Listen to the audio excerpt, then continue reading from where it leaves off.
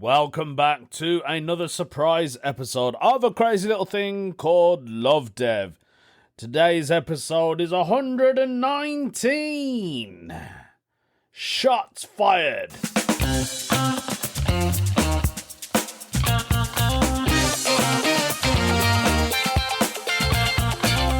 Yes, it's another episode. I finally got to do one. I think I broke my record from having gaps in between my podcasts. I woke up early today, which is unusual as I slept very late. I slept like 3 a.m. in the morning. And the reason is the kids wanted to stay up because I had to go and do a gig yesterday. It was a mother and baby gig, by the way, which was basically parents and their young babies are under 18 months old. So they don't pick anything up. Hopefully not. It was a fun gig. It was in a theatre in Bristol. Lovely little venue. It's a nice venue for to do a show. And I thought, I'd love to bring my show half soaked to that venue. It would be awesome. So that was great. I did a bit yesterday. I've got a bit of material about my local area, and I don't want to give too much away, but I talk about joining a club. But they were playing Gary Glitter at the time. And I said that, and the parents didn't really laugh at it. And then I was like, oh, yeah, I shouldn't have used a Gary Glitter reference in front of babies. How mad I am. So, yeah, I did that. And yesterday I was on my way back. So that was a nice early gig, which started at 11. It was done by 12:30, something like that. I was headlining it. I closed it. I did 30 minutes. I was sweating. It's hard to concentrate at a parent and baby gig because there's so much noise going on. So you got parents getting up to feed the kids. They go to changing rooms. There's babies crawling around. You can hear them gargling. It's cute, but you got to try not to look at the babies. Not in a pervy way, but... because they're so cute, like, you get distracted. So I just focused on the parents and cracked on, did my material. I enjoyed it. It was a nice, different gig. It had that Edinburgh Festival vibe for some reason. I don't know if it was the venue. I think it was a venue and the way it was laid out. It's quite a chilled place. So it was called the Wardrobe Theatre, which is part of the Old Market Library. I might be wrong. It's called the Old Market from outside, but inside it's known as the Wardrobe. Great little venue, quirky, very quirky, and I love little gems like that people don't know about, but you know what I mean. It's on your doorstep. So that was fun, but it was a nightmare getting back yesterday because it was a Friday, and it's the last day of the kids being off from holiday. I think a lot of people were heading back from. Seems like they were coming back from maybe Devon, Cornwall, Maidenhead, that way, Weston-super-Mare. So there was a lot of traffic on the motorway, and it took me longer than it should have to get there. It was easy to get home, sorry. But to get there was easy. Who wants to drive to Devon, Cornwall on a Friday? Nobody. Unless you are heading into Bristol. The best thing about the Bristol gig was because they've got a clean air zone now, and I can't drive in that either. Can't even drive into Birmingham. Luckily, the venue is outside the clean air zone, which saved me a bit of money, but I still had to pay for parking. And as comedians, we hate paying for parking. It's like we should be exempt from doing that. So, yeah. And as the kids were off, I didn't even realise that the kids were off. So I know we had a bank holiday Monday, but I've totally forgot. Well, I didn't even know they had a week off in the end of May because it felt like they weren't off that long ago for Easter, and that was only a month, like maybe 5-6 weeks, which ain't long. So children in the UK get a lot of holidays, I think. They get too much. So I had to leave my kids with my parents while I went to do the gig and my missus went to work. And today I've got another gig and I'm going to have to dump them down my parents again.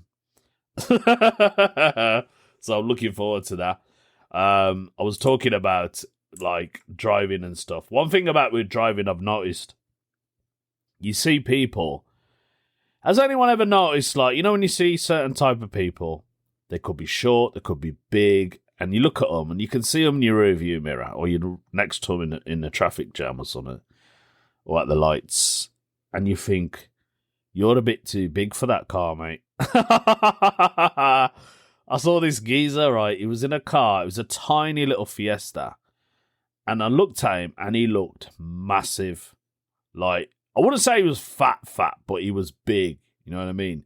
You could tell he was big boned. And he was huge, man. And it was like looking at a clown in a tiny little circus car.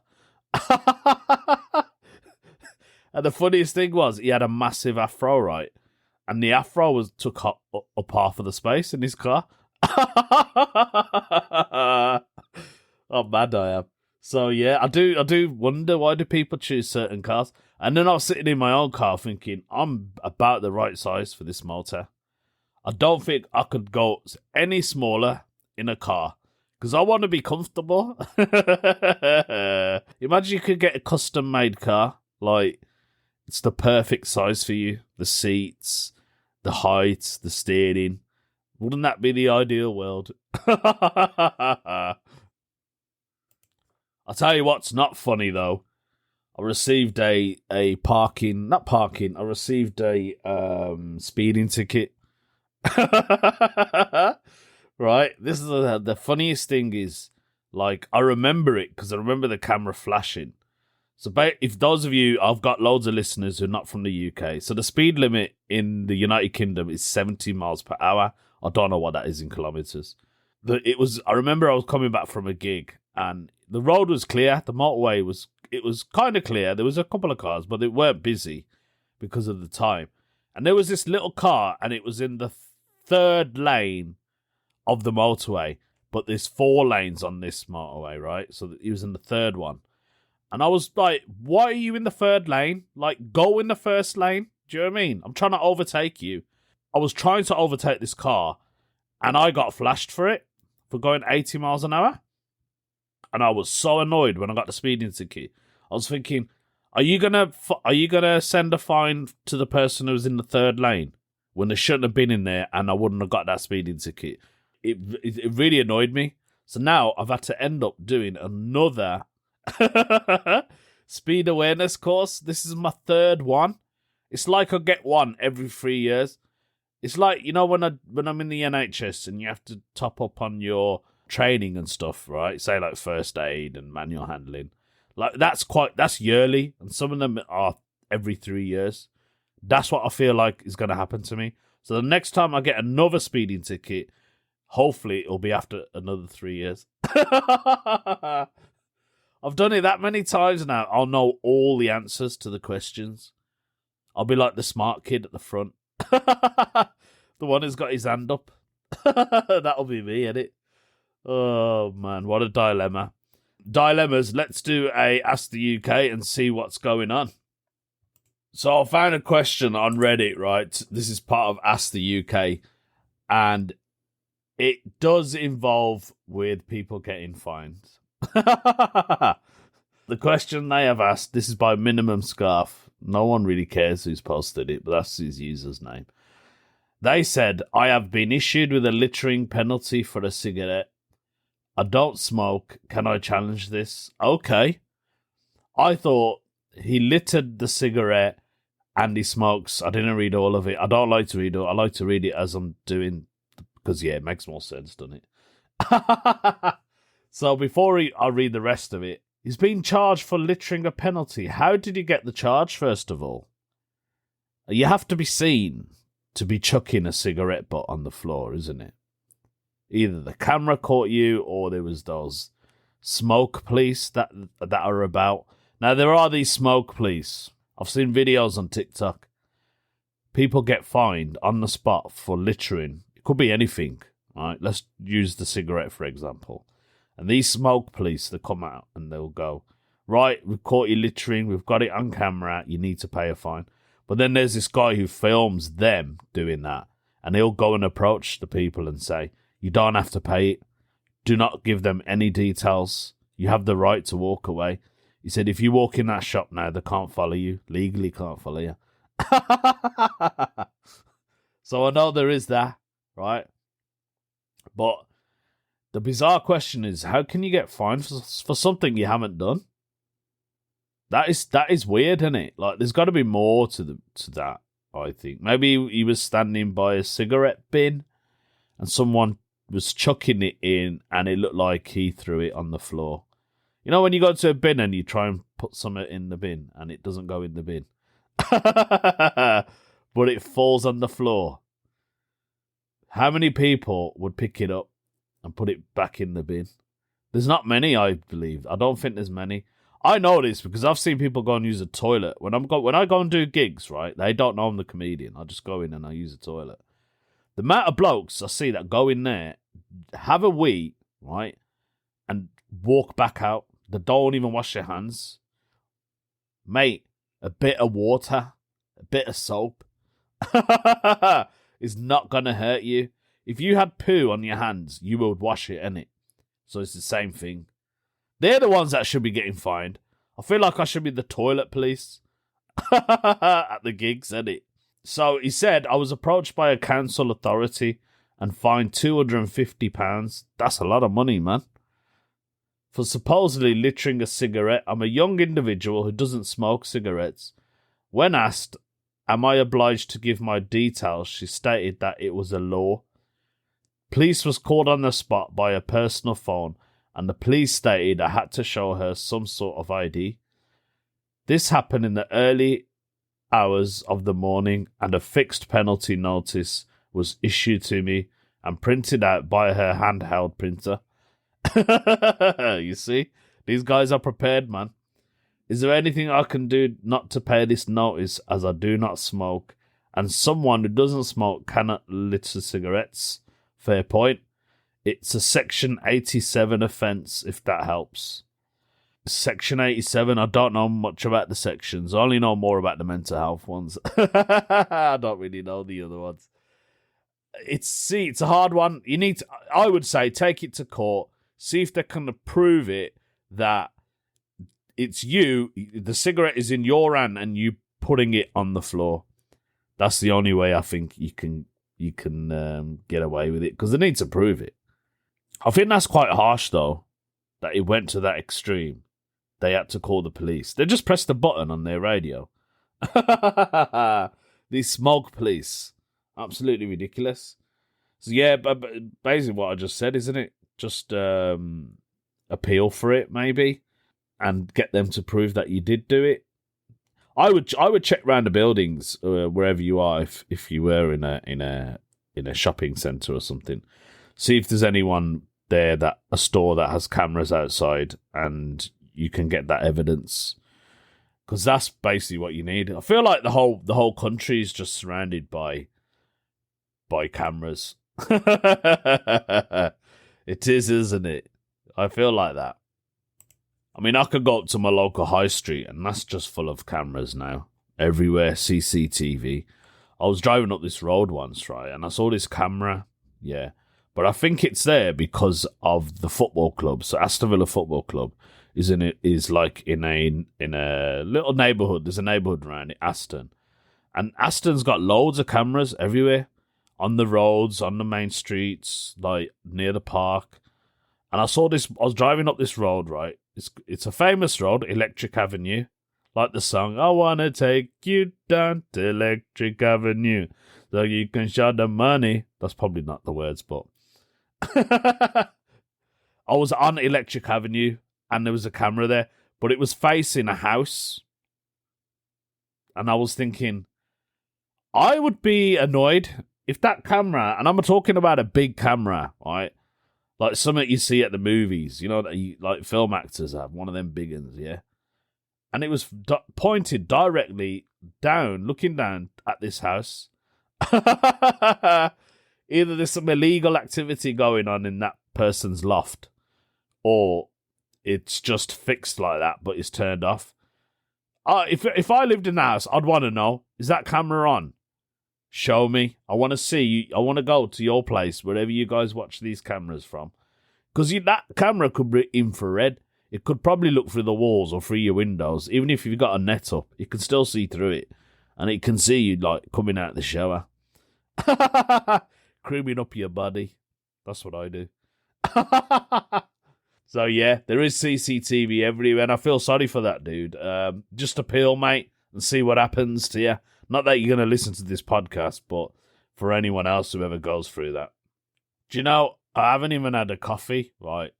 I normally wake up, make myself a proper coffee, like, proper one, you know what I'm saying? Colombian coffee, mate. None of that cheap stuff. And then I thought, shall I cut the grass? So I went out in the garden and looked at the grass, and it's wet. And I'm like, what's the point? I've tried cutting the grass before when it's wet, and it's absolutely pointless. Because the machine gets stuck in the grass, right? It gets clogged up quick, and the frigging spinners. And I thought, I'm just going to have to wait now. And I have to wait for the frigging grass to dry. But luckily, it's not a bad day today. It's a nice sunny day. It's the weekend, in case you're wondering. Before I brought this podcast out. Hopefully, by the time you guys hear this, my grass cut. Oh, and I bought a trimmer as well. Macchiata. It took me ages. Like, I like to review stuff. I don't know if anyone's like that out there. But I like to check how good the product is. You know, from people's opinions. And I saw this one. It's called Makita. Some of you probably heard it. I think it's a German firm. You can't go wrong with the Germans, mate. They make some solid stuff. And I read it and I was like, yeah, that looks alright, you know. There's some good reviews on that. So I bought that now and I haven't even used it. Well, that's the one thing I've got from the top of my head. We've got loads of bees in my garden. Loads. Like, my garden. I've got a lovely garden now. Obviously, the missus has done it all up. Which you guys know from before, from previous podcast episodes. There's flowers everywhere. And when I say swarm of bees, I've got swarm of bees all over my garden. Like, if you go into my garden and you stand near a bush, you'll hear. It's like an aeroplane. That's how loud it is. And if you look, there's hundreds of bees. And I'm quite proud of that because bees obviously pollinate and spread their flowers and seeds. And yeah, I think David Attenborough knows a bit more than that than me. Actually, talking about David Attenborough knowing everything, let's do a no stupid questions and see what we get from that. This is a great question because I've thought of this, right? It's been posted by Sporty Spice. Sporty Spice. I wonder if it's the from what's the group called now? Sporty Spice Girls. Yeah, I wonder if it's the Spice Girls. Sporty. What's the proper name, Sporty? Is it Mel? It's Mel, ain't it? Mel C. I could be wrong. Anyway, Mel C, I think, is asking this question, right? Does anyone else think about a bridge collapsing while you're driving over one? Funny she's asked that, or could be a man, innit? Funny Mel C has asked that question because I was thinking about that the other day. So if you drive towards Liverpool, right, on the M6, it goes up like a bridge, doesn't it? I think it's a bridge. It feels like a bridge. You guys, comics, if you're listening to this, you know exactly the point I'm talking about right now. It goes up a hill.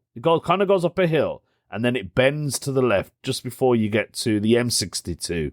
That's it, on the M6. Now you guys know where I'm on about. Is that a bridge? I'm sure it's a bridge, isn't it? Because it goes over water. I was driving over that the other day. I had a gig up that way, and I think I was driving back, and I was thinking, because on the way back, it's more higher up. And I was thinking, if this thing collapsed, yeah, I'm a dead man.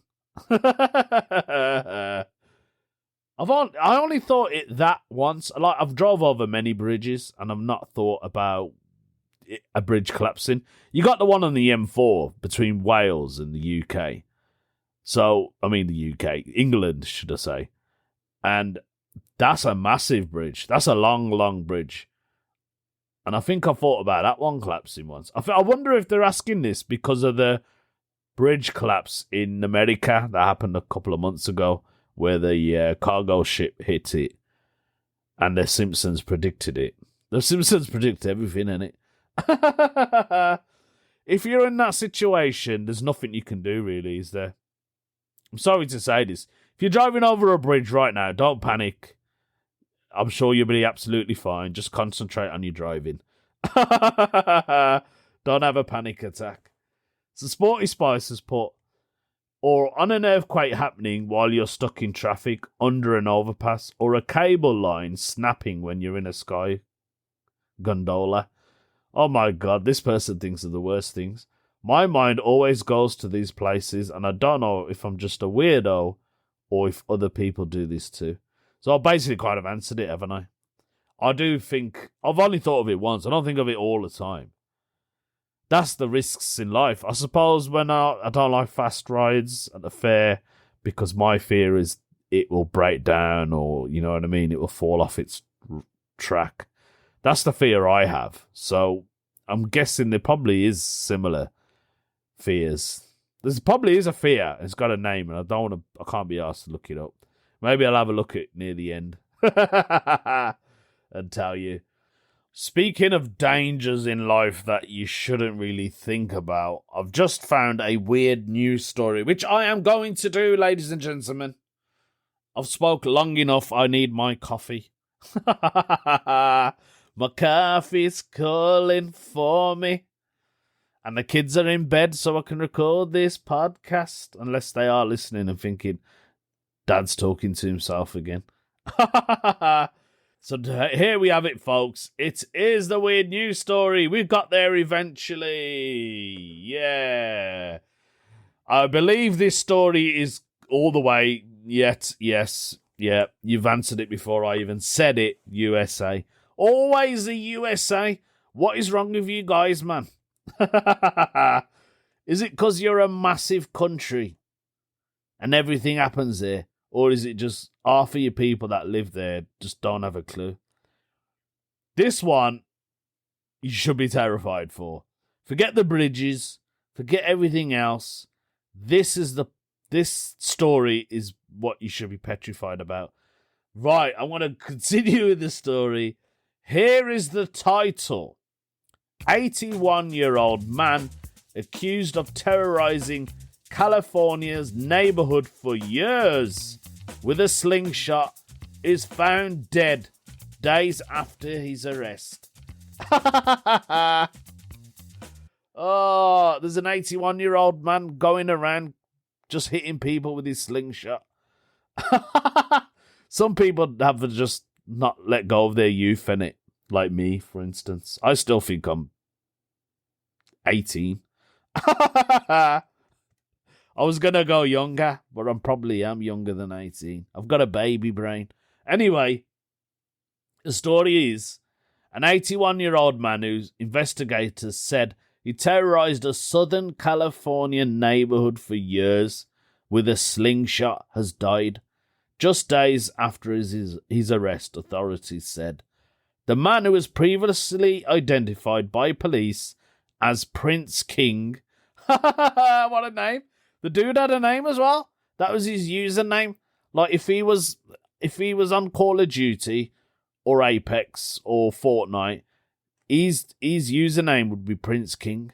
That's why he had a slingshot, because he thought he was royalty. So Prince King was found dead on Wednesday at a home in Azusa? Azusa? I don't know how you pronounce that. It's AZ and then USA. Maybe it's AZ USA. That's the east of Los Angeles. Police Sergeant Nick Covarrubias. Shout out to Nick Covarrubias, the sergeant. We didn't find any evidence of foul play, said Nick. He told the Southern California news group. The man died of an arteriosclerotic cardiovascular disease. Don't even know what that is. According to the medical examiner's office, which ruled the death is natural. Right, so basically he died of a natural death. He didn't shoot himself. The man had been released on his own recognized Tuesday after pleading not guilty to 5 counts of felony vandalism and 2 counts of misdemeanor vandalism. I can't even speak today. I'll need my coffee. Police said the man was arrested May the 23rd on suspicious suspicious of breaking windows and car windshields. And narrowly missing people with ball bearings shot from a slingshot. There were no injuries reported. While conducting an investigation, detectives learned that during the course of 9 to 10 years, dozens of citizens were victims by a serial slingshot shooter. This guy's been on the loose for 10 years with a slingshot. Do you know what? I like this guy. Oh, he's going to be missed. He's the type of person that we need in the UK to sort these frigging youths out in the street. You know, these bums that you get in the streets that hang around on the police on the corners and that. You know, selling drugs, just drinking and being a nuisance. We need him, man. We need this geezer. He could have just slingshotted everyone. The neighbourhood would be much safer. He's been doing it for 9 to 10 years. I thought he was doing it longer than that because he was 81. I thought he was like just a proper serial shooter, innit? He must have got so much enjoyment from doing that. I suppose that's what serial killers get as well, innit? Anyway, the police department said statement last week. Officers were serving a search warrant, found a slingshot and ball bearings in the man's home. I bet the police were well happy, innit, when that happened. We found him, guys. We found him. It's been long 10 years, but we found him. Oh, that's hilarious. As USA Police, Lieutenant Jake Bushy, shout out to Lieutenant Jake Bushy, said Saturday detectives learned that most of the ball bearings were shot from the suspect's backyard. So he shot him. Did he just shoot him like from midair? How far do these things go? We're not aware of any kind of motive other than just malicious mischief, Bushy told the news group, while police suspected him of vandalising windows in his neighbourhood for over a decade. So they didn't suspect it then. They said it's got to be him. It can't be anyone else. And I bet when he used to walk out his house, he just looked proper innocent. Just an innocent old man. He wouldn't do that, but I think he did. Anyway, this is brilliant. I wish I met this dude now. The LA County District Attorney's Office charged him with vandalism, right? So they charged him from 21 to 24. We've been here since 2018, ongoing all the time. One of the King's alleged victims, James Mead, told the LA Daily News to me, he seemed to be a really good neighbour, except for the windows kept breaking.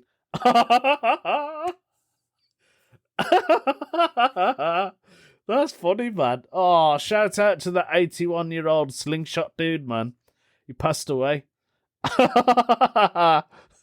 That's funny. I think what they should do on his funeral is put him in one of them catapult things, innit?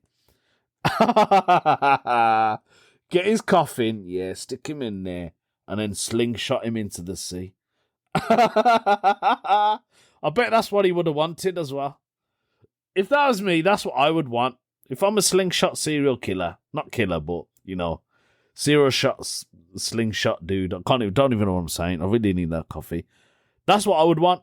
Put me in a coffin, or put me in a ball, yeah, like a proper metal ball, innit? And then just fire me. You can even fire me towards Russia if you want. I don't mind. I was going to say another country, but I don't want to start a debate. But you all know what I'm talking about. There we go, folks. That was today's episode, and I really enjoyed that. It was a good episode, isn't it? I really enjoyed that. I should do this more often every morning when I wake up. More for me than you guys. Keep listening. Keep supporting. Please leave a review. Please. It just helps with the algorithms. Put me back in the hundreds at least. All right, we'll see. Have a lovely, lovely week, whatever you're doing. Love you all. Take care.